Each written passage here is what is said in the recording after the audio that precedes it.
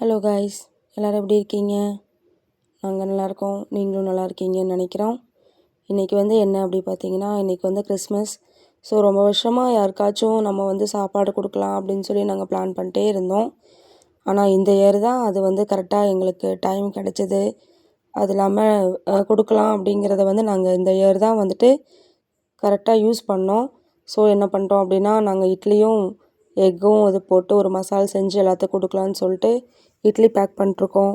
அப்படியே பார்த்தீங்கன்னா எங்கள் கூட அவரோட அக்கா பொண்ணும் ஹெல்ப் பண்ணா. கடைசி பொண்ணு அவள் ரொம்ப இன்ட்ரெஸ்ட் ஆகிட்டா. அதை நானும் பண்ணுறேன் அப்படின்னு சொல்லிட்டு.